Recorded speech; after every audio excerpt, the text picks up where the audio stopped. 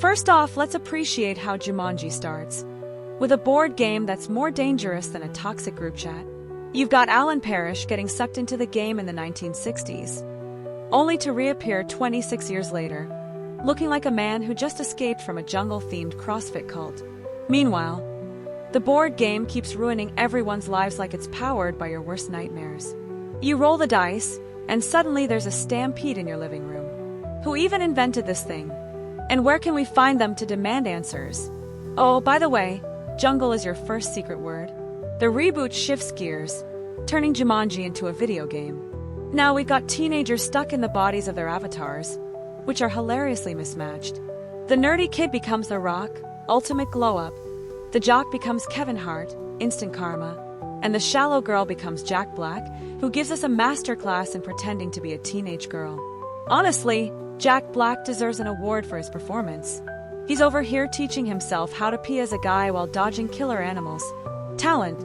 Let's not forget The Rock, who plays Spencer's avatar with that signature eyebrow raise and the kind of charisma that could convince anyone to fight a rhinoceros.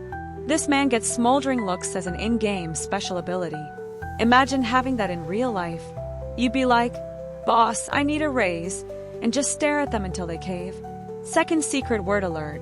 It's avatar. Write it down, but don't get too cocky. You still need to wait for the final one.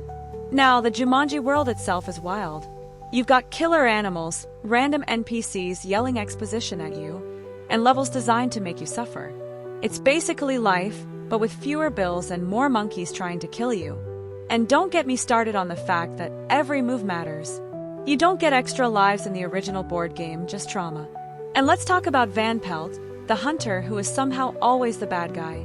He's the original man with a gun in the jungle, but let's face it, he's terrible at his job.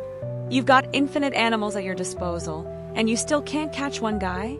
Sir, please hand in your villain license. The reboot's villain is just as dramatic. He's got bugs crawling out of his ears, and spends his free time monologuing like he's auditioning for Shakespeare in the park. Bro, chill. Nobody asked for this level of commitment. But let's not overlook the heart of the story, teamwork. Both versions of Jumanji teach us that even the weirdest group of people can come together and save the day. It's like a corporate team-building retreat but with actual stakes. And honestly, that's where the movie shines. Watching these characters grow, learn, and work together is oddly inspiring. It's like they're telling you, yes, you too can defeat a giant jungle cat if you believe in yourself.